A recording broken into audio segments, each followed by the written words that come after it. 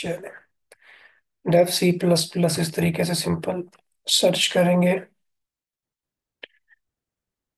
उसको। मैंने भी चूंकि डाउनलोड नहीं किया हुआ तो चले मैं भी साथ साथ कर लेता हूँ। और इसमें यह है कि आपने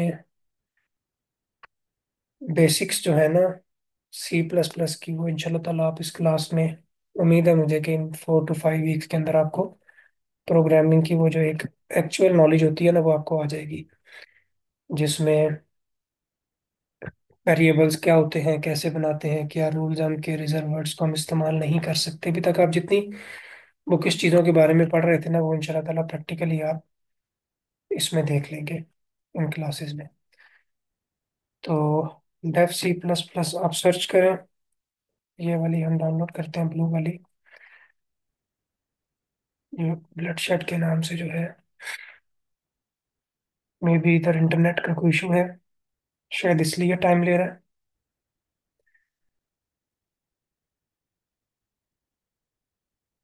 ठीक है, ये आ गया। अब यहाँ पर आ रहा है ऑन यूएसबी ड्राइव, हमने जी सिंपल डाउनलोड करना है डेफ सी प्लस प्लस को। यहाँ से ये कह रहा है जी your short link will be start shortly, download link will start shortly. और ये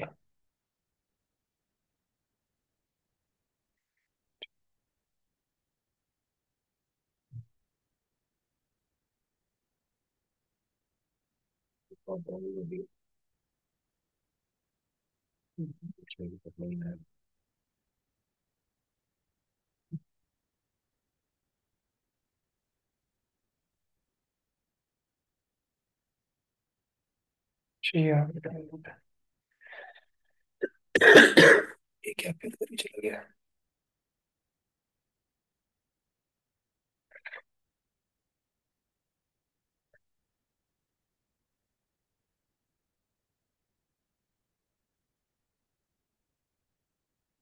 लेटेस्ट डाउनलोड करने का ये फायदा होता है कि उसमें जरा अगर कोई पुराने कंपाइलर में प्रॉब्लम है ना तो वो लेटेस्ट में प्रॉब्लम फिर नहीं होती। और ये भी पता नहीं क्यों डाउनलोड नहीं कर रहा।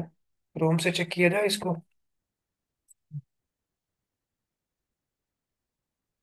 रोम पे जाके चेक करते हैं।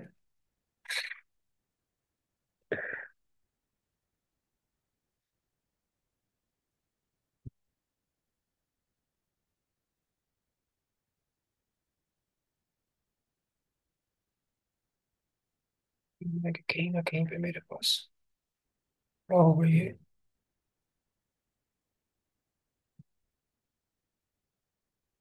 पड़ा हुआ ये कब का है जी, 2021 का है।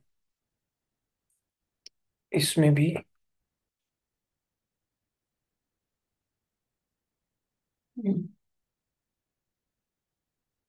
उसमें ये नहीं आया। ठीक है, फिर जो हमारे पास इंस्टॉल्ड है हम उसी से ठीक है। चलें, इसके लिए कोई और वेबसाइट हम देख लेंगे लेटेस्ट डाउनलोड करने की। फिलहाल जो मेरे पास पड़ा हुआ ऑलरेडी, मैं उसी को इंस्टॉल करने की कोशिश करता हूँ। मैंने 2021 में ये डाउनलोड किया था। देखिए, प्रोग्रामिंग आपके पास किसी भी उसकी हो ना, सी प्लस प्लस की हो, सिंपल सी हो, या उसके अलावा कोई भी आपने प्रोग्रामिंग सीखी हुई है ना, तो आपको आगे चल के ना इससे कोई फर्क नहीं पड़ता कि आप किस लैंग्वेज में सीख के आए हैं। बस आपको एक बेसिक स्ट्रक्चर के बारे में, बेसिक वर्किंग ऑफ प्रोग्रामिंग जो होती है वो आपको समझ आ जाती है ना, फिर आपके लिए किसी भी लैंग्वेज पे स्विच करना आसान हो जाता है। जैसे वेब एप्लीकेशन में लोग चले जाते हैं, डेस्कटॉप एप्लीकेशन में चले जाते हैं, मोबाइल ऐप्स में चले जाते हैं। मोबाइल ऐप्स के बाद आईओएस ऐप्स होती हैं।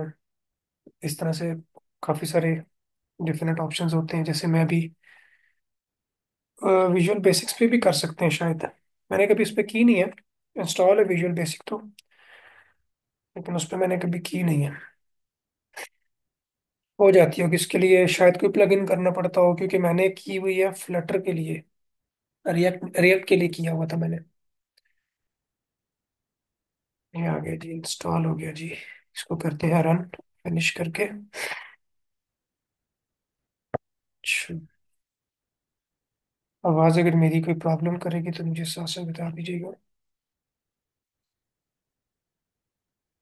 ये आगे जी, सबसे पहले इंटरफेस जब आपके पास ये इंस्टॉल हो जाएगा डेव C++ और आप इसको ओपन करेंगे डबल क्लिक करके या इंटर प्रेस करके, तो आपके पास ये इंटरफेस ओपन हो जाएगा। ठीक है। आपने न्यू प्रोजेक्ट बनाने के लिए आप कंट्रोल और एन अगर प्रेस करेंगे तो एक नया प्रोजेक्ट बन जाएगा। अदरवाइज आप फाइल में जाएंगे, न्यू में जाएंगे, और ये सोर्स फाइल है, आपने ये बनानी है, इस पर क्लिक करेंगे तो इस तरीके से आपके पास एक नई फाइल क्रिएट हो जाएगी।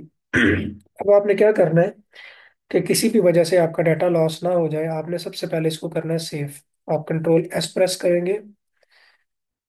Control S P short form है सेव की, लेकिन वो शायद अभी उसने कुछ लिखा नहीं है इसलिए सेव नहीं कर रहा। अदरवाइज आप यहाँ से सेव करें और इसका नाम आप दे दें। हम यहाँ पर एक फोल्डर बनाते हैं। इस फोल्डर को हम C++ बाय सर जुनेद कर देते हैं, और इस फोल्डर के अंदर हम कर लेते हैं जी इंट्रो क्लास 1 कर लेते हैं। .cpp अगर आप नहीं भी लिखेंगे तो ये नीचे उसकी टाइप मौजूद है। इसको सेव कर दें। अब आपके देखें इंट्रो क्लास 1 के नाम से ये फाइल सेव हो चुकी है। सबसे पहले बात करेंगे स्ट्रक्चर की। स्ट्रक्चर कहते हैं कि आपका जो प्रोग्राम है ना, वो किस सीक्वेंस से लिखा जाएगा, क्या स्ट्रक्चर होगा, उसका ढांचा क्या होगा। ठीक है। मतलब सबसे पहले क्या बात आएगी, फिर क्या बात आएगी, तो उस तरीके से आपको पता ही होगा। डबल स्लैशेस हम यूज करते हैं कमेंट्स लिखने के लिए, यानी कि ये वो पार्ट होते हैं जो एग्जीक्यूट नहीं होते, ट्रांसलेट नहीं होते। कमेंट में मैं यहाँ पर लिखता हूँ, सबसे पहले आ जाते हैं जी प्री प्रोसेसर डायरेक्टिव्स। अच्छा, इसमें जूम का ऑप्शन भी शायद होता है, तो मैं थोड़ा सा आपके लिए जूम कर देता हूँ इसको। प्री प्रोसेसर डायरेक्टिव्स, ये वो फाइल्स हम यहाँ पर इंक्लूड करते हैं जिनको हम हेडर फाइल्स कहते हैं। और इनका काम ये होता है कि ये प्री प्रोसेस होती हैं आपके प्रोग्राम में। जितनी भी चीज़ें आपने आगे चल के यूज़ करनी है, उनमें कुछ इंस्ट्रक्शंस ऐसी होंगी जो आप वहाँ पर डिफाइन नहीं कर रहे हैं, सिर्फ आप उनको यूज़ कर रहे हैं। लेकिन उनके बैकग्राउंड पे उनके बारे में कुछ डेफिनेशंस हैं जिसका कंपाइलर को ज़रूरत पड़ती है। ठीक है। तो वो उन इंफॉर्मेशन का कंपाइलर के पास होना ज़रूरी है। तो हम उनको यहाँ पर लिंक करते हैं, इसलिए हम यहाँ पर उनको प्री प्रोसेसर कहते हैं। कि प्री मीन्स पहले, एंड प्रोसेसर मीन्स प्रोसेस होना, पहले प्रोसेस होना किन्होंने, इन डायरेक्टिव्स ने जो हम इंक्लूड करेंगे। फिर आपके पास एक मेन फंक्शन होना लाजमी है आपके प्रोग्राम के अंदर। मेन फंक्शन वो फंक्शन होता है जब आपका ये पूरा का पूरा प्रोग्राम एग्जीक्यूट होगा, तो आपके कंपाइलर को एक स्टार्टिंग पॉइंट चाहिए होता है। तो C++ के अंदर जो मेन नाम से फंक्शन होता है, वो एक स्टार्टिंग पॉइंट होता है जहां से उसको प्रोसेस करना शुरू करते हैं। उसके बाद अदर फंक्शंस के ऊपर जाता है। बाकी अदर फंक्शंस क्या होते हैं, चला तला हम तमाम इस कोर्स में कवर करेंगे। मेन फंक्शन लिखने के बाद आप एक करली ब्रैकेट, इसको हम कहते हैं करली ब्रैकेट का आप इस्तेमाल करते हैं। ये स्टार्टिंग ब्रैकेट होती है, इसको आप स्टार्टिंग ब्रैकेट भी कह सकते हैं। फिर इसके बाद आपने जो भी लाइंस लिखनी होती हैं उनको हम कहते हैं ब्लॉक ऑफ स्टेटमेंट्स। और ये सारी की सारी जो है ना बॉडी ऑफ मेन कहलाती है। यानी कि अगर आपसे पूछा जाए बॉडी ऑफ मेन क्या है, तो ये स्टार्टिंग और एंडिंग ब्रैकेट्स के दरमियान में जो चीज आपने लिखी होती है, वो बॉडी कहलाती है। अगर मेन के नीचे लिखी हुई है तो ये मेन की बॉडी है। अगर आपने इफ की करली ब्रैकेट्स में लिखा है तो इफ की बॉडी है, लूप में लिखा है तो लूप की बॉडी है। और ब्लॉक ऑफ स्टेटमेंट से मुराद के हम जो भी लाइंस लिखेंगे, हर एक लाइन को प्रोग्रामिंग में स्टेटमेंट कहा जाता है। ठीक है। बेसिक सा स्ट्रक्चर ये है, और उसके बाद हम यूजर डिफाइंड फंक्शंस को वैसे तो यहाँ पर लिखते हैं, बट यूजर डिफाइंड फंक्शंस को लिखने का तरीका ये होता है कि आप उनको यहाँ पर लिखें। वो क्यों लिखते हैं यहाँ पर, एक्सप्लेनेशन मैं आपको बाद में दूंगा।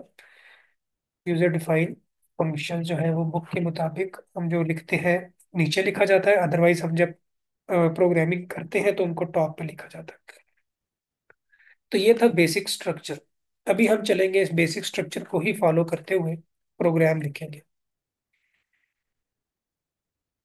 चलिए स्टार्ट करते हैं। बिस्मिल्लाहिर्रहमानिर्रहीम। हैश इंक्लूड नाम से कीवर्ड इस्तेमाल होता है, और इसके साथ आप दो सर ये जो एंगुलर ब्रैकेट्स है ना, इसको आप लेस देन का साइन और ग्रेटर देन का साइन पढ़ते हैं। इन दोनों के दरमियान में आप हेडर फाइल लिखते हैं, जैसे iostream.h आपका केस है। नाइन टेंथ के अंदर अगर आप कंप्यूटर पढ़ के आए हैं तो उसमें आप लिखा करते थे हैश इंक्लूड stdio.h, और यहाँ पर आप यूज करते हैं आईओस्ट्रीम का। ठीक है, तो हम आईओस्ट्रीम का ही इस्तेमाल करेंगे।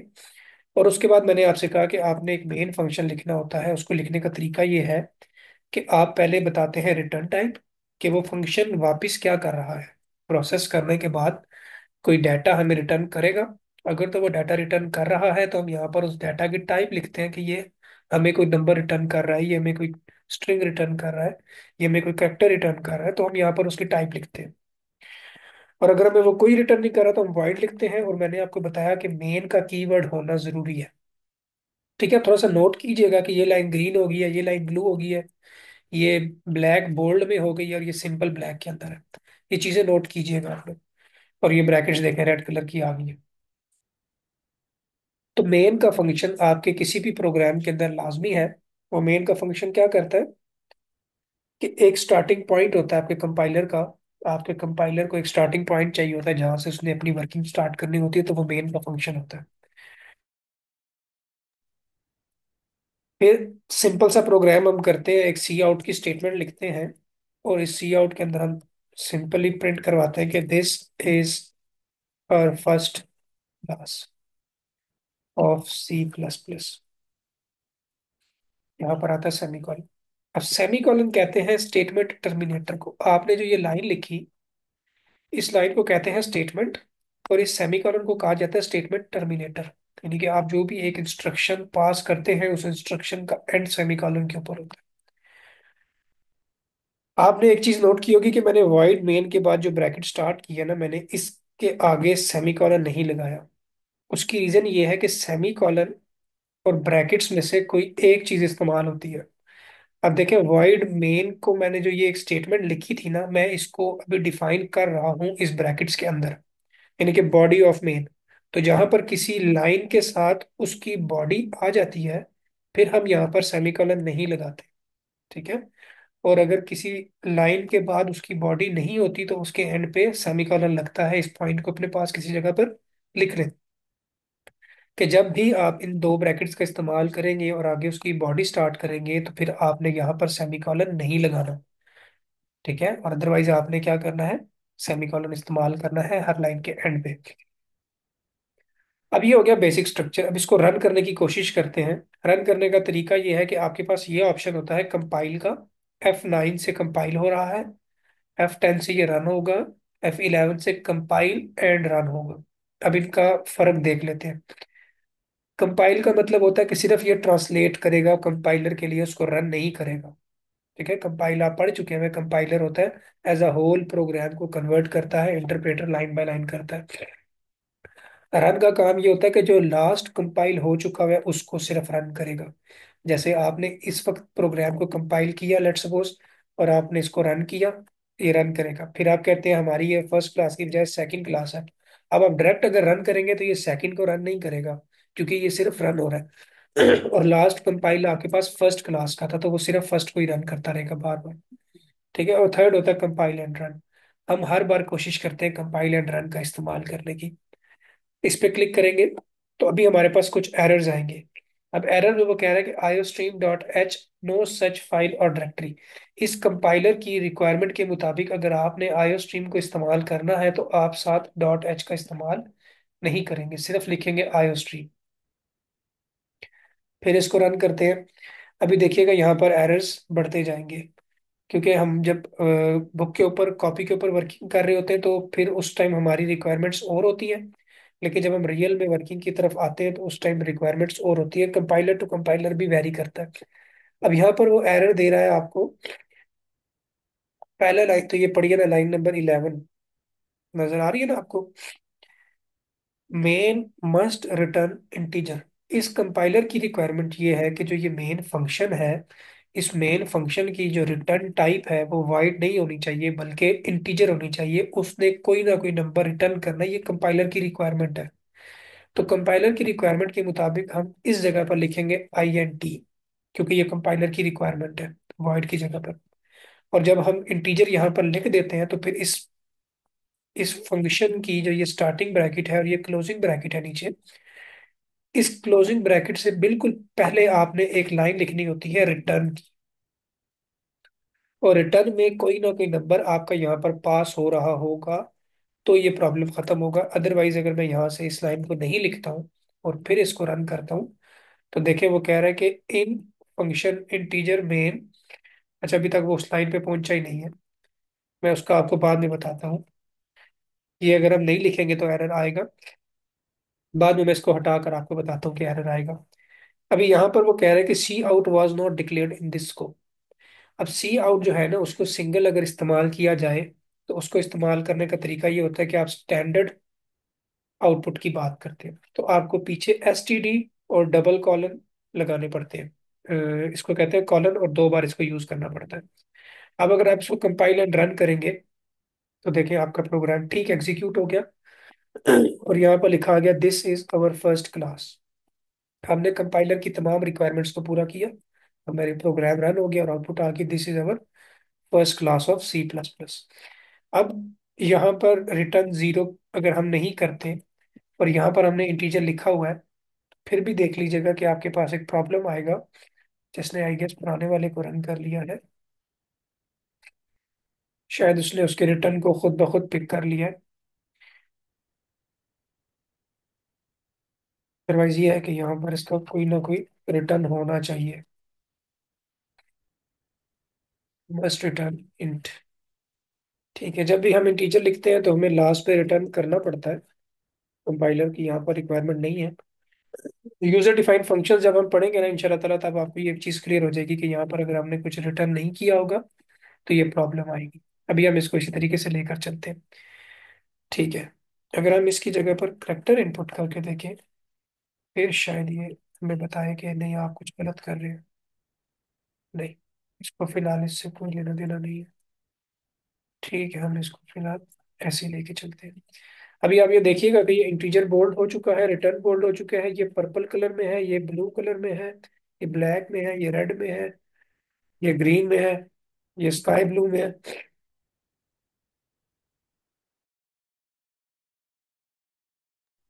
ठीक है, अब ये देखिए आपने एक लाइन देखी this is our first class. अब मैं एक और लाइन अगर लिखना चाहूँ यहाँ पर, तो मैं उसी तरीके से S T D double colon का इस्तेमाल करके सी आउट लिखूंगा और यहाँ पर मेंशन करूंगा वी आर लर्निंग C++।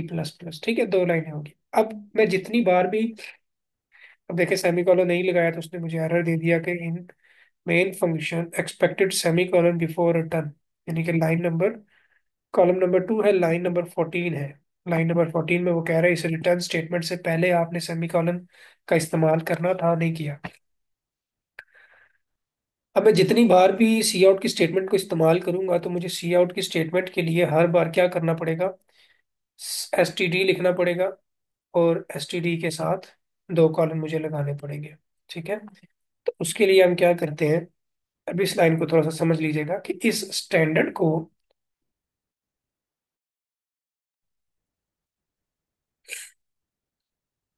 नहीं बच्चे, एसटीडी के बगैर प्रोग्राम जो है वो इसको आउटपुट नहीं दिखाएगा। ठीक है, और ये कंपाइलर की रिक्वायरमेंट होती है, आपकी जो बुक है उसके मुताबिक ये रिक्वायरमेंट नहीं होती। देखिए cout was not declared in this scope. ठीक है, in file included from this. देखिए वो आपको हेल्प भी दे रहा है कि आप note S T D C out आप इसका इस्तेमाल करें, वो आपको कह रहा है। तो अब हमने जितनी बार भी आउटपुट करनी है, जितनी बार भी इनपुट करनी है, हमें ये एसटीडी का वर्ड इस्तेमाल करना पड़ेगा। तो इस चीज से जान छुड़ाने के लिए हम यहाँ पर एक लाइन लिखते हैं यूजिंग नेम स्पेस एसटीडी। हमने नेम स्पेस एसटीडी जो है वो टॉप पे डिक्लेयर कर दिया, और अब जिस भी जगह पर हम सी आउट का इस्तेमाल करेंगे वो ऑटोमेटिकली उसको एसटीडी ही कंसीडर करेगा। तो अब देखिए हमारे पास कोई प्रॉब्लम नहीं आई। एसटीडी की तरह ही, एसटीडी से ही जो आउटपुट आ रही थी अभी भी वही आउटपुट आ रही। We are learning C++ new line में ले आया था मैं एस्केप सीक्वेंस की मदद से। ये हम इंशाल्लाह ताला बाद में देखेंगे कौन कौन से होते हैं और कितने होते हैं। यहाँ तक आपको हर चीज़ क्लियर है? अगर कोई इशू है तो आप साथ साथ मुझसे पूछ सकते हैं। ठीक है जी। अभी फिर हम देखते हैं कुछ। ठीक है, अभी फिर देखते हैं कि हम मजीद इसके अंदर यूजर की इंटरेक्शन कैसे लेकर आ सकते हैं। देखिए, हम जो प्रोग्राम बनाते हैं ना, वो हम यूजर के लिए बनाते हैं कि यूजर से कुछ हम पूछें, यूजर उसके बारे में कुछ बताए, यूजर उस सॉफ्टवेयर के साथ इंटरेक्ट करें। ठीक है, वो यूआई बेस होता है, ये टेक्स्ट बेस है, लर्निंग बेस है ये। तो हम अभी ये स्टार्ट करते हैं कि हम यूजर से कहते हैं कि हमें एक नंबर दे, और हम उस नंबर को स्केल करके यूजर को दिखाते हैं। तो अब यूजर से अगर हमने नंबर लेना है, NUM, तो अब ये नंबर हमारे पास किस टाइप का होगा, यानी कि यूजर इस वेरिएबल के अंदर जो नंबर पास करेगा। देखिए, यूजर से हमने जब भी इनपुट लेनी होती है ना, वो इनपुट क्या हो सकती है?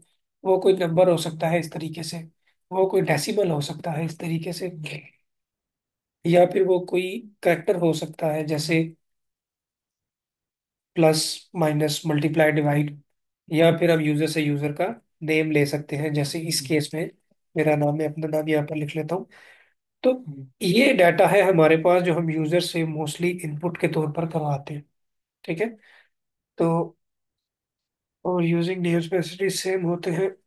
जी बच्चे, इन दोनों से दोनों सेम ही है। फर्क सिर्फ इतना है कि अगर आप इस लाइन का इस्तेमाल नहीं करेंगे ना, यूजिंग नेम स्पेस वाली का, इस लाइन का, तो फिर आपको ये करना पड़ेगा कि जितनी जगहों पर आपने सी आउट का इस्तेमाल किया है, अगर 10 जगह है तो 10 जगह पर आपको STD लिखना पड़ेगा। ठीक है।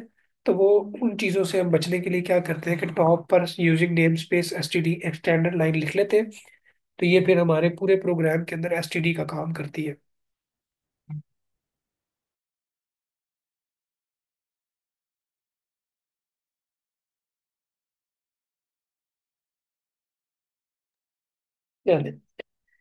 नेक्स्ट फिर हम ये पढ़ रहे थे कि यूजर से हम किस तरह का डाटा इनपुट ले सकते हैं। तो 12, 12.2, या प्लस माइनस मल्टीप्लाई डिवाइड, या कोई नाम, इस तरह से हम यूजर से डाटा ले सकते हैं।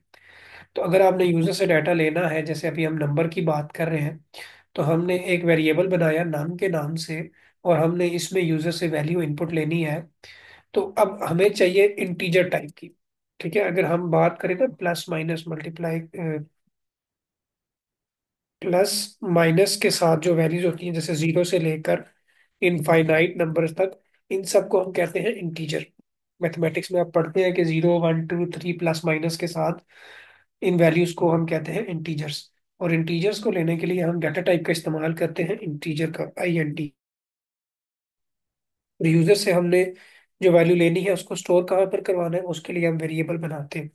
अब वेरिएबल नेम आपका A भी हो सकता है, अल्फा भी हो सकता है, कोई भी नाम आप इस तरीके से रख सकते हैं। बट हमारा जो नेम है ना, वो मीनिंगफुल होना चाहिए, ताकि पता लग सके बाद में कि उसमें क्या डाटा आके स्टोर हो रहा है। क्योंकि अभी हम प्रैक्टिस के तौर पर तो एक वेरिएबल बना लेंगे, ज्यादा से ज्यादा 5 बना लेंगे, 10 बना लेंगे। बट जब हम रियल में किसी सॉफ्टवेयर को तैयार कर रहे होते हैं, तो वहां पर हमें समटाइम्स बहुत सारे वेरिएबल्स बनाने पड़ते हैं। और ऐसा भी होता है कि दो वेरिएबल्स में अलग अलग वैल्यूज आ रही है, उनके नाम थोड़े बहुत डिफरेंट हैं। जैसे आपने दो बटन बनाए, एक कैमरे के लिए फॉर पिक्चर्स और एक फॉर रिकॉर्डिंग। तो अब दो अलग अलग बटन हैं, दो अलग अलग नेम आएंगे। तो उन दोनों के नाम आपके मीनिंगफुल होंगे, तो आपको पता होगा कि पिक्चर वाले बटन कौन सा है, उसके पीछे कहाँ काम हो, क्या काम हो रहा है। ठीक है, तो यहाँ पर हमने वेरिएबल नेम हमेशा मीनिंगफुल बनाने हैं। अब यहाँ पर आप यूजर से इंटीजर का नंबर इनपुट ले रहे हैं, यानी कि जैसे 12 एक इंटीजर है। तो आप इस वेरिएबल का नेम अगर इंटीजर रखेंगे ना, अब ये मीनिंगफुल तो है, लेकिन हम इसको यूज नहीं कर सकते। क्यों यूज नहीं कर सकते? क्योंकि इंटीजर एक रिजर्व वर्ड है।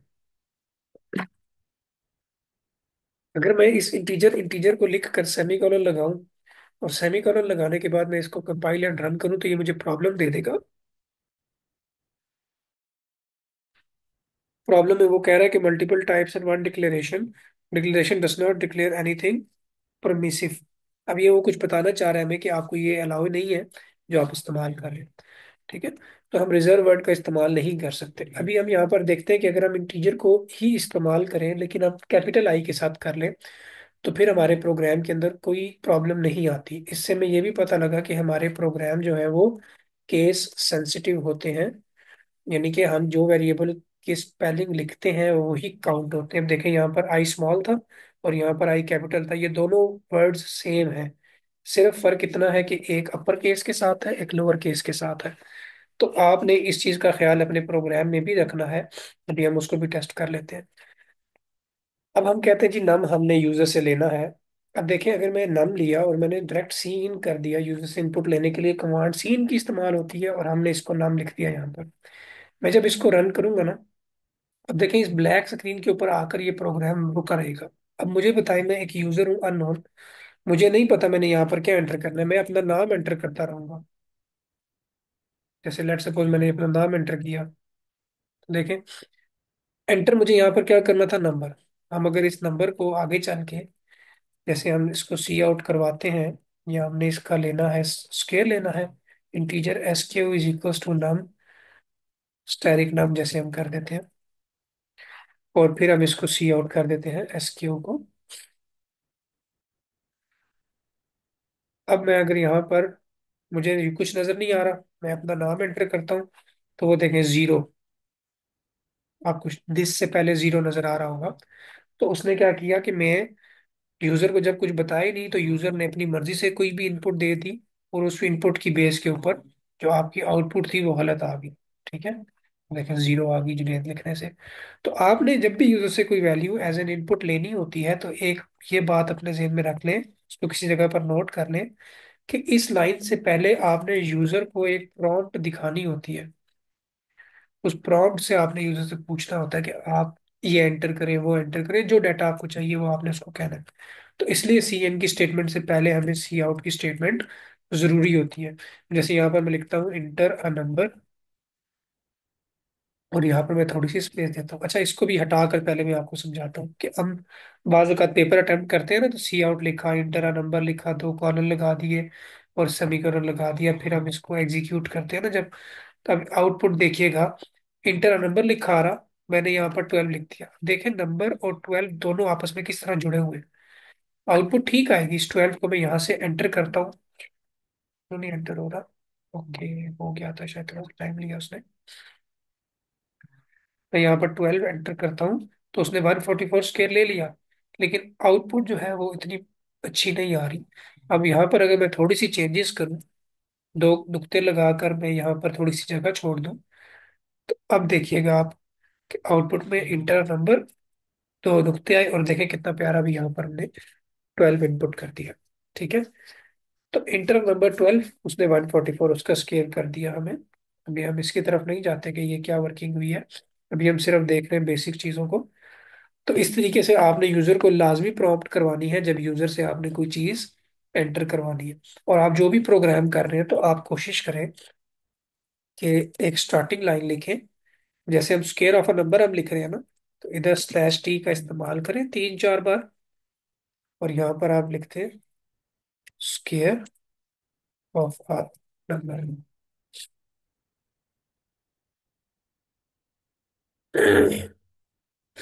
बेटा पहले भी आ सकता है, उससे कोई इशू नहीं होता। मैंने आपको बताया ना, जैसे मैं भी इन दो लाइनों को कमेंट कर देता हूँ और मैं इसको रन करता हूँ, तो आपकी आउटपुट पे कोई फर्क नहीं पड़ेगा। मैं 12 लिखूंगा 144 ही आएगा। बट मैं कहना ये चाह रहा हूँ कि ये वो ही 2012 लिखेगा जिसको इस सॉफ्टवेयर के बारे में नॉलेज है। जैसे आप देखें कोई गेम मार्केट में न्यू आती है ना, तो उसके अंदर आप उसको जब ओपन करते हो, तो एक ट्यूटोरियल वो साथ साथ चल रहा होता है कि इस बटन से ये काम होता है, इस बटन से ये काम होता है, इस बटन से ये क्यों। क्योंकि आप सॉफ्टवेयर बनाते हो, सॉफ्टवेयर को अननोन जो लोग हैं ना वो भी इस्तेमाल करते हैं, जिनको उस सॉफ्टवेयर के बारे में नॉलेज नहीं होता। तो उस बंदे के लिए आपने एक हेल्प देनी होती है, प्रॉम्प्ट्स देनी होती है कि ये बटन ये काम करता है, ये बटन ये काम करता है। ठीक है, हमारी मीटिंग 10 मिनट की रह गई है, तो आप लोगों के कोई क्वेश्चन है तो वो साथ साथ पूछ लीजिएगा। तो इसलिए हमने यूजर को बताना होता है, साथ साथ प्रॉम्प्ट देनी होती है कि भी आप ये एंटर करें, भी आप ये एंटर करें। तो अभी देखें हमने सबसे पहले टॉप पर लिख दिया स्केयर ऑफ अ नंबर। अभी मैं इसको कंपाइल एंड रन करता हूँ, तो आप कंपाइलर को देखिएगा कि square of a number, enter a number. अब यहाँ पर हमें कुछ एस्केप सीक्वेंसेस का इस्तेमाल करना पड़ रहा है। अब घबराइएगा नहीं, ये इंशाल्लाह ताला हम तमाम चीज़ें कवर करेंगे, इनको मैनिपुलेट करके देखेंगे। अब देखें कितना प्यारा, यहाँ पर एक हेडिंग आ गई, square of a number, inter a number, 12 enter किया, 144 आ गया। अभी भी यूजलेस चीज़ें हैं दो तीन नीचे, हम उनको भी कमेंट करते हैं।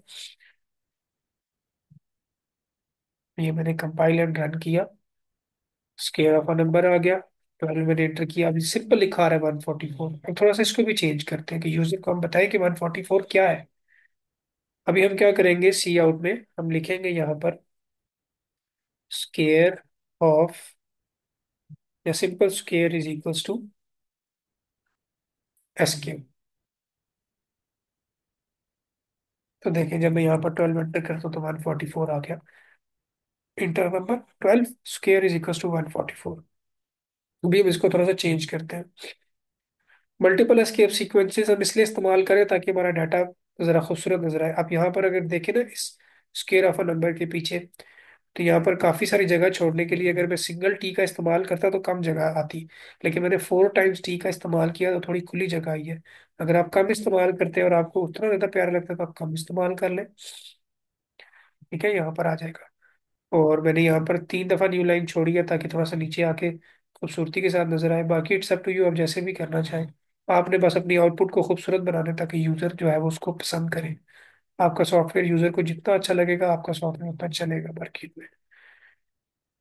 ठीक है जी। फिर हम इसको थोड़ा सा चेंज करते हैं, square is equals to this.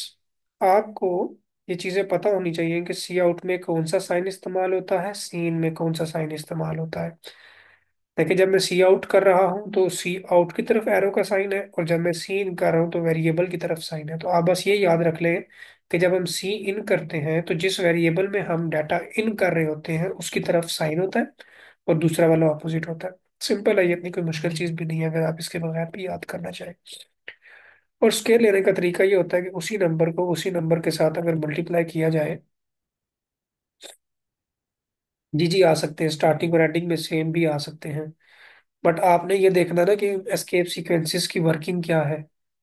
अभी तो नहीं, लेकिन आगे 1-2 क्लासेस छोड़कर इंशाल्लाह ताला आपको ये एस्केप सीक्वेंसेस की के बारे में बताऊंगा, तो वहां पर आपको ये समझ आ जाएगा। सिर्फ ये स्लैश टी और स्लैश एन नहीं, और भी बहुत सारे हैं, तो इसलिए अभी इनको छेड़ना मुनासिब नहीं होगा। तमाम को हम एक एक करके कवर करेंगे। ए होता है, बी होता है, फिर टी है, फिर इसी तरीके से एन है, और भी बहुत सारे होते हैं। सिंगल कोटेशन मार्क आपने ऊपर शो कराना हो तो ये सिंगल मार्क है, ये वाला। इसको आप कैसे शो करवाएंगे, सिंपल इस तरीके से लिखेंगे तो वो आ जाएगा। अभी आप चाहते हैं कि आपने डबल शो करवाने हैं इस तरीके से, तो इसको आप कैसे शो करवाएंगे। देखिए यहाँ पर एरर आ गया। ठीक है, तो ये एस्केप सीक्वेंसेस के थ्रू हम इसको कवर करेंगे इंशाल्लाह ताला। अभी थोड़ा सा आउटपुट को देखते हैं। आप अपने साथ साथ क्वेश्चन करते जाए, कोई इशू नहीं। अभी देखिए इंटर नंबर आ गया, हमने लिखा 12 और लिखा आ गया स्क्वायर इज इक्वल टू 144। अब हम इस आउटपुट की स्टेटमेंट को थोड़ा सा चेंज करेंगे और ये देखेंगे कि इन इन्वर्टेड कॉमर्स का क्या मकसद है, और इन्वर्टेड कॉमर्स के बगैर लिखी जाने वाली चीज का क्या मतलब। अब कुछ बच्चे क्या गलत करते हैं कि सी आउट लिख दिया, इन्वर्टेड कॉमर्स का इस्तेमाल नहीं किया, और उन्होंने समझा शायद S Q U A R E लिखेंगे तो हमारी आउटपुट ठीक आ जाएगी। स्केयर के स्पेलिंग शायद यही होते हैं।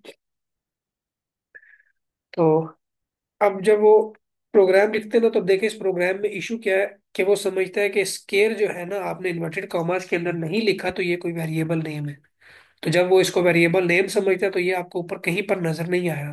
तो जब उसको ऊपर नजर नहीं आता तो वो इसको एरर दे देता है। तो हमने जो चीज डिस्प्ले करवानी होती है एज इट इज, हम उसको लिखते हैं इन्वर्टेड कॉमर्स के अंदर। और जो वेरिएबल्स होते हैं उन वेरिएबल्स की हमने जो वैल्यूज शो करवानी होती है, तो फिर हम उनको इन्वर्टेड कॉमर्स के अंदर नहीं लिखते। अगर हम लिख देंगे तो फिर देखिएगा कि वो क्या इशू बनता है, कि वो बजाय इसके कि उसकी वैल्यू शो करवाए, वो उस वेरिएबल को शो करवा रहा होता है। देखिए यहाँ पर एस क्यू की वैल्यू आनी चाहिए थी, जबकि एस क्यू इन्वर्टेड कॉमा में होने की वजह से एस क्यू आ रहा है। जी जी बच्चे, हो जाएगा। देखिए अगर मैं स्टार्टिंग में स्लैश एन लिखूंगा ना, तो इसका मतलब क्या है कि एक न्यू लाइन आ जाए तो वो स्टार्टिंग में न्यू लाइन दे देगा, एग्जीक्यूट हो जाएगा। अब ये देखिए यहाँ पर ऊपर से नीचे आ गया एक लाइन। स्लैश एन का मतलब होता है न्यू लाइन, तो वो एक लाइन नीचे आ चुका है। ठीक है, तो अभी हमने ये देखा कि अगर आप किसी वेरिएबल को इन्वर्टेड कॉमा में लिखेंगे तो उस वेरिएबल की वैल्यू आने की बजाय सिंगल सिर्फ वो वेरिएबल नेम ही शो हो जाएगा। ठीक है, तो वेरिएबल जब यूज करने हैं तो इन्वर्टेड कॉमा से हटाकर और जब टेक्स्ट लगाना है तो इन्वर्टेड कॉमास के अंदर। और जब आपने टेक्स्ट और वेरिएबल को एक साथ इस्तेमाल करना है तो इन दोनों के दरमियान में आपने इन्वर्टेड कॉमा लगाने हैं। सॉरी, ये जो लेस देन के साइन होते हैं, अदरवाइज एरर आ जाएगा। ठीक है, ये देखिए, वो समझ रहा है शायद यहाँ पर सेमीकोलन होना चाहिए और फिर कुछ होना चाहिए, तो इसलिए वो यहाँ पर एरर दे रहा है। तो हम यहाँ पर कहते हैं नहीं, ये आउटपुट की ही स्टेटमेंट है। बजाय इसके कि हम इस तरीके से दो आउटपुट लिखते, सी आउट दिस और दिस, हमने एक ही सी आउट की लाइन के अंदर उसको करने का तरीका सीख लिया। देखिए, इससे भी वही आउटपुट आ रही है। और अगर आप अपने इस कोड को थोड़ा सा कम करें और फिर आप इसको रन करें तो इससे भी वही आउटपुट आती है। ठीक है।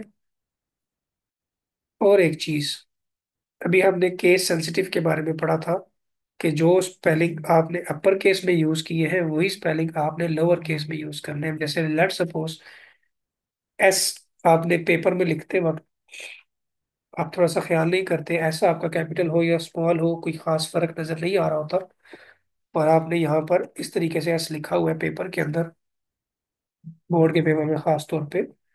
अब देखिए वो क्या कह रहा है, S Q was not declared in this scope, क्योंकि एस कैपिटल है और यहाँ पर एस स्मॉल है, तो ये दोनों सेम नहीं है। ठीक है, इसलिए वो एरर दे रहे हैं यहाँ पर। तो ये पेपर में आपके इससे भी मार्क्स कट सकते हैं। आप इसको यहाँ पर करें स्मॉल एस क्यू और यहाँ पर लिखे स्मॉल एस क्यू, तो ये दोनों जब नंबर मल्टीप्लाई होंगे एक स्केयर नंबर बनेगा और वो स्केयर नंबर डिस्प्ले हो जाएगा। ठीक है। यहाँ तक तमाम बातें क्लियर है बच्चों। लास्ट हमारे पास इस मीटिंग के एंड होने में तकरीबन 2 मिनट रह गए हैं। अगर आप लोगों को कोई इशू है तो आप पूछ सकते हैं। मैं रिकॉर्डिंग को